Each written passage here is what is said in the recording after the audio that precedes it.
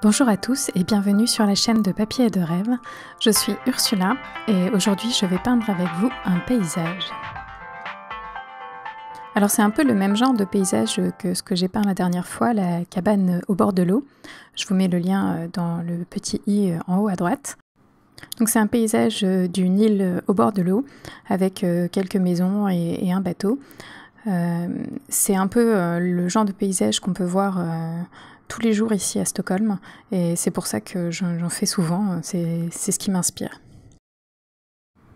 Après un très bref croquis pour placer les éléments principaux, je commence cette aquarelle en mouillé sur mouillé, donc avec un papier totalement trempé, passé sous l'eau du robinet, vraiment totalement trempé.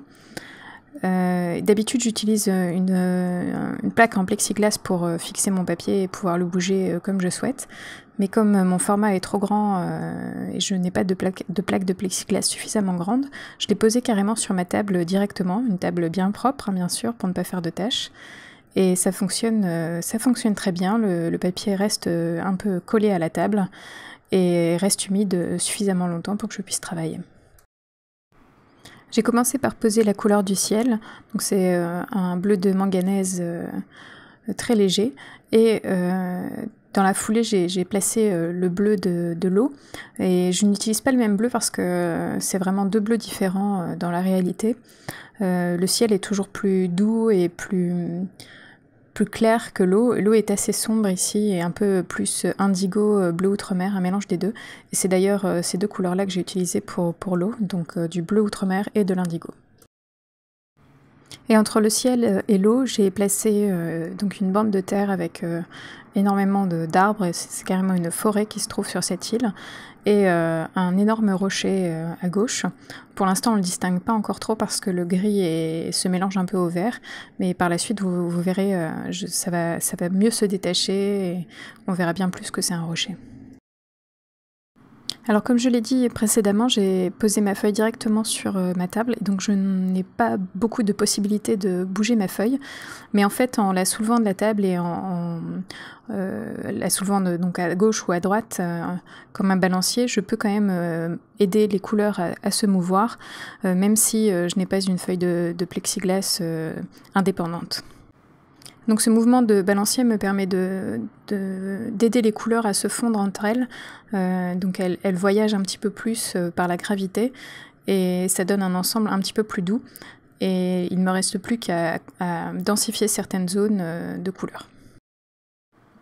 Alors ça ne se voit pas beaucoup à ce moment-là, mais j'ai deux zones blanches, donc une zone blanche qui correspond à une maison et une autre qui correspond à un bateau. Je les ai protégées grâce à un crayon à la cire, donc je l'ai passé sur le papier avant de le mouiller pour protéger toute cette zone-là de couleurs. Comme la cire repousse l'eau, ça me permet de garder un espace blanc. Alors ça a très bien fonctionné pour la maison, mais un petit peu moins pour le bateau, et c'est pour ça que j'ai récupéré un peu de pigment et que je vais continuer à récupérer du pigment sur ces deux zones-là pour bien les garder blanches jusqu'au bout. Donc c'est une technique de masquage que je suis en train de tester et que j'aime plutôt bien parce que ça a un petit peu plus de texture que vraiment du fluide de masquage ou un scotch. Ça permet de garder une petite texture, mais par contre on ne peut vraiment pas mettre de couleur par-dessus. C'est des zones qui vont rester vraiment totalement blanches dues à la cire qui va repousser vraiment toute l'eau. Alors mon papier est toujours humide, mais beaucoup moins qu'au début, donc je peux faire des marques un tout petit peu plus nettes qu'avant. Les pigments vont moins se déplacer et être entièrement flous. Donc c'est ce moment-là où j'essaye d'avoir des marques un petit peu plus sombres pour déjà marquer quelques ombres, quelques volumes et donner des idées de texture. Mais le papier est quand même suffisamment humide pour que mes blancs se referment assez vite, donc il faut bien avoir l'œil dessus et tout de suite réagir si on voit que les pigments re-rentrent dans le blanc qu'on a préservé. C'est une étape qui est assez longue dans le séchage, et donc il faut vraiment garder un œil dessus pour bien avoir les blancs. Et j'utilise même un bout d'essuie-tout pour absorber bien l'eau à cet endroit-là et que j'ai moins de problèmes par la suite. Et maintenant ma première couche est bien sèche, Vous pouvez le voir qu'elle est un tout petit peu plus claire qu'avant. C'est parce que l'aquarelle sèche toujours un peu plus clair. Et pour faciliter le séchage et que ça ne dure pas trop longtemps, je l'ai placé sur une plaque de contreplaqué. Le bois a ainsi absorbé le trop plein d'eau et ça a pu sécher beaucoup plus vite que si je l'avais laissé sur la table. Et ma feuille n'est plus du tout fixée sur la table d'ailleurs, vu que le dos n'est plus humide. Et pourtant, elle se tient bien, elle ne gondole pas trop. C'est l'avantage d'avoir un plus grand format que d'habitude. Durant cette deuxième couche, qui sera aussi la dernière d'ailleurs, parce que comme je vais travailler un peu lentement, je peux attendre qu'une zone sèche et travailler sur une autre zone, donc ça se fait plutôt naturellement. Donc sur cette deuxième couche, je vais définir les zones petit à petit, ajouter des ombres et donner vraiment cette impression de forêt, de rocher, d'eau. Et c'est avant tout un travail de texture. Pour le rocher, je l'ai réalisé avec un mélange de sépia et de bleu outre-mer, mais j'ai laissé le vert se fondre dans le rocher car à cet endroit, la forêt vient recouvrir le rocher et le rocher cache un peu la forêt. C'est pour ça qu'il y a des zones plus nettes et des zones beaucoup plus floues dans le contour de ce rocher. Et pour la texture, j'ai ajouté un petit peu d'ocre jaune pour donner une petite chaleur à certains endroits sur le rocher. Et la texture se fait par elle-même avec les couleurs qui granulent un peu, comme le bleu outre-mer, et des taches par-ci par-là, plus ou moins floutées, qui vont reproduire un peu les veines du rocher, et tout simplement les ombres et les lumières dues à la lumière. Alors je n'ai pas fait de réflexion de cette forêt, de ce rocher dans l'eau, car ça n'était pas visible dans mon image d'inspiration. Et c'est pas forcément quelque chose que je vois beaucoup ici. Peut-être qu'il y a un peu trop de courant, l'eau est trop floue. Et elle a vraiment le côté bleu du ciel, mais pas du tout de reflet du paysage. Du coup, pour la composition, j'ai préféré renforcer énormément cette ligne entre l'eau et la terre, en densifiant les couleurs, en ayant des couleurs plus sombres et plus denses en pigments à cet endroit-là, pour créer une ligne de force sur lesquelles tous les éléments importants se placent, donc la maison et le bateau et le rocher. Ce n'est pas forcément une composition très dynamique, vu qu'elle est linéaire et il n'y a pas de diagonale ou de ligne de force qui viennent contrecarrer cette ligne horizontale. Mais ça reste dans l'idée de calme, de paix que me procure mon image de référence. Et donc c'est vraiment ça que je cherche à reproduire, cette ambiance paisible d'un paysage tranquille et naturel. Et maintenant, je vais commencer à travailler la forêt. J'utilise un pinceau rond plutôt gros, pas le plus gros que j'ai, mais un pinceau suffisamment gros pour faire vraiment des traces, et je vais utiliser au maximum les capacités de mon pinceau en utilisant donc le plat, la pointe, faire des traits fins, des traits beaucoup moins fins. Je vais m'amuser avec vraiment toutes les possibilités de mon pinceau.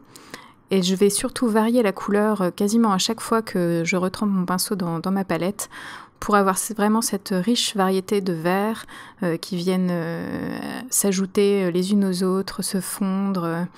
Et ça va vraiment donner ce côté naturel et prolifique de ma forêt. C'est vraiment une partie très amusante à réaliser, puisqu'il n'y a pas d'objectif d'être proche de la réalité. On peut vraiment juste s'amuser avec les traces de pinceau. Et je vais continuer jusqu'aux 2/3 à peu près de mon papier. Et ensuite, pour la partie droite, je vais utiliser des couleurs beaucoup plus diluées, car c'est une partie plus lointaine et je veux qu'elle se voit un petit peu moins que ma partie de gauche. Et j'absorbe même le trop plein de couleurs avec un essuie-tout pour vraiment avoir plus de douceur sur la droite que sur la gauche. Et je vais ajouter maintenant un petit peu de détails. D'abord sur mon chemin, j'ajoute une rambarde très fine, et pour ça j'utilise un pinceau plat qui me permet d'avoir vraiment un trait très fin et relativement droit, sans trop de difficultés. Et je vais aussi ajouter quelques fenêtres à ma maison. Je les avais préservées de la cire avant, et donc il n'y a plus qu'à remplir de couleurs. Il n'y a vraiment pas beaucoup de détails sur cette image car je veux vraiment avoir cette impression de paysage paisible et cette ambiance naturelle. Faisons maintenant le point sur le matériel utilisé. J'ai donc utilisé un Escoda Prado numéro 20, un pinceau plat d'Invinci Cosmotop Spin numéro 20 aussi, un pinceau petit gris numéro 2 de Raphaël, et un pinceau versatile 1/2 pouce d'Escoda, et un versatile Escoda aussi rond numéro 12. Pour les couleurs, j'ai utilisé du bleu de manganèse, de l'indigo, du bleu outre-mer,